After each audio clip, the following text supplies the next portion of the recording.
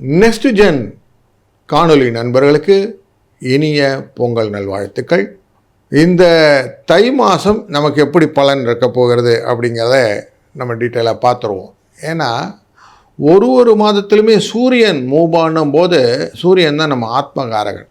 அவர் எப்படி மூவ் ஆகிறாரோ அது பேஸ் பண்ணி தான் நம்ம எனர்ஜி ஜென்ரேட் ஆகும். அந்த எனர்ஜியை பேஸ் பண்ணி தான் நம்ம வாழ்க்கையை ஓடிட்டுருக்கு. அப்போது ஒரு ஆத்மகாரகனுடைய தன்மையை நம்ம மாத பலன்களாக பார்ப்பது அப்படின்னு வழக்கம் வைத்து கொண்டு இருக்கிறோம். இந்த தினப்பலன்கள் பார்க்கும்போது சந்திரனை வைத்துப்போம், மாத பலன்கள் பார்க்கும்போது இந்த சூரியனுடைய தாற்பயம்.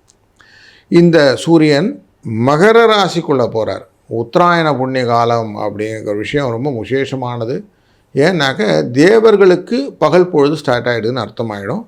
அப்போது சுறுசுறுப்பாக பல விஷயங்கள் உருவாகும் அப்படின்னும், காலபுருஷ தத்துவத்தினே 10வது இடமான கர்மஸ்தானத்துக்குள்ளார சூரியன் போகிறார்.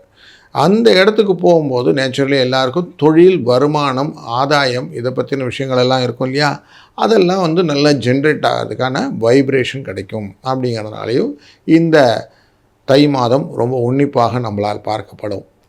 அதுவும் இந்த வாட்டிக்கு சூரியன் சுக்கிரன் சேர்க்கையோடு இருப்பார் மகர ராசியில். தை மாதம் வரும்போது லக்னாதிபதியாக இருக்கக்கூடியது தனுர் மாதத்தில் தான் வரும். ஆனால் தனுவில் 6 மணிக்கு வர்றதுனால அந்த இடத்துல இருக்கும். அங்கே செவ்வாய் புதனும் சேர்ந்து இருப்பார்கள். ராகு 3ஆம் இடமான கும்பராசிக்குள்ளர, மீன ராசிக்குள்ளர சனி பகவானும், வக்கரகதியிலே மிதுன ராசிக்குள்ளர குருவும், சிம்ம ராசிக்குள்ளர நமக்கு கேதுவும் அமர இந்த கோச்சாரம் அப்படிங்கிற விஷயத்தில் இந்த கிரகங்கள் மூமெண்ட்டோட தை மாதம் பிறக்கிறது. தை பிறந்தால் வழி பிறக்கும் சார் அப்படின்னு நிறைய சொல்லுவோம் இல்லையா. ஏன்னா வளர்ச்சியை நோக்கிய பாதைகள். 3ஆம் இடம் லக்னத்திலிருந்து பார்க்கும்போது முயற்சி ஸ்தானத்தில் பெரிதாக திங்க் பண்ணணும்னு எண்ணங்கள் வரும். தன லாபத்தை கொடுக்கக்கூடிய ராகு அப்படின்னு எடுத்துக்கலாம். தனக்காரகனான குருவினாலும் பார்க்கப்படுகிறார். அப்போது எல்லா விதத்திலும் நல்ல வளங்களை கொடுக்கக்கூடிய ஒரு சூழ்நிலை இருக்கிறது. அதனால தொழிலிலே எதிர்பாராத விருத்திகள் கிடைக்கும் அப்படின்னு எடுத்துக்கணும்.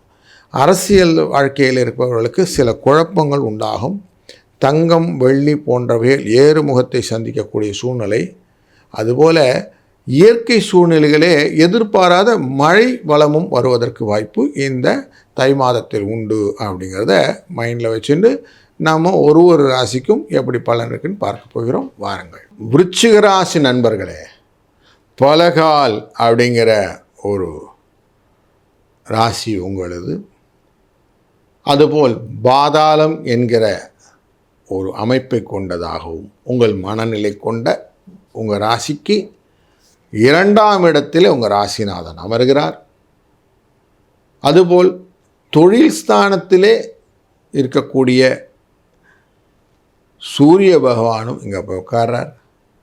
லாபஸ்தானத்துக்குரியவர் 11ஆவது இடத்துக்குரியவர் 2ஆம் இடத்துல, தொழிலுக்குரியவர் 3ஆம் இடத்துல. அப்படி நல்லபடியாக அமையறதுனால லாபங்களும் நன்மைகளும் நடக்கும். அதனால் எல்லா சந்தோஷங்களையும் பெறலாம். ரொம்ப நாளாக எதிர்பார்த்துக்கிட்டு இருந்த விஷயங்களெல்லாம் இந்த மாதம் உங்களுக்கு நன்மையாக நடக்கப் போகிறது. உங்களுக்கு குடும்பத்தை பற்றின அலாதியான ஒரு லவ் அண்ட் அஃபெக்ஷன், அவங்கள பற்றின நிறைய கவலைகள், அவர்களுடைய முன்னேற்றங்களை பற்றின அதிகமான அக்கறைகள் உங்களுக்கு உண்டு. அந்த அக்கறையும் கவலையும் எப்படி நீங்கள் ரியல் டைமில் கொண்டு போய் அவங்களெல்லாம் கரை சேர்க்கிறது அப்படிங்கிறதுலையே உங்கள் உழைப்பு போயிட்டுருக்குது. தன்னை பற்றிய கவலையை விட அடுத்தவர் பற்றிய கவலை தான் ஜாஸ்தி அப்படின்னு சொல்லுவோம். அப்படி தான் உங்கள் கவலை இருக்குது. அஷ்டமத்தில் உட்கார்ந்துருக்கிறார் குரு. தன் பார்வையை கொண்டு நிறுத்துகிறார். நேர் பார்வையாக 2ஆம் இடமான குடும்பத்து மேலே வச்சிட்டார். அதனால் குடும்பத்தை பற்றின எண்ண ஓட்டங்கள் நிறைய இருக்கும். ஆனாலும் சிலவங்க உங்கள் சொன்ன பேச்சு கேட்கறது இல்லையே, அந்த வருத்தம் உங்களுக்கு இருக்க தானே செய்யுது. நான் என்னப்பா என் அனுபவத்தை தான் சொல்கிறேன், நான் இப்படி பண்ணால் சரியாக தான் இருக்குன்னு கொஞ்சம் ஆர்கியூமெண்ட்டெல்லாம் போகுது. அது வீண் விவாதங்களாக போய்விடுகிறது என்ற வருத்தங்கள் உங்களுக்கு கேரி ஃபார்வர்ட் ஆகிட்டு தான் இருக்கும் இந்த மாதமும். ஆனால் நல்ல விஷயங்கள் என்னென்னா, பணம்லாம் வந்துடும், கவலைப்பட வேண்டாம். ஃபண்ட் ஃப்ளோவுக்கு பிரச்சனை இருக்காது. பஞ்சமஸ்தானத்தில் இருக்கக்கூடிய சனி பகவான் 2ஆம் இடத்தை பார்க்குறார்.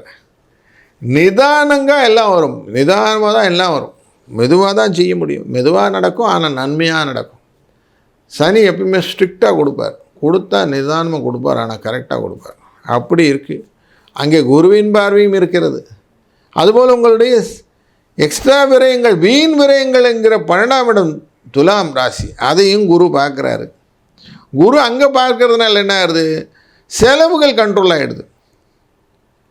எதிர்பாராத செலவுகள், வீடு, தோட்டம்,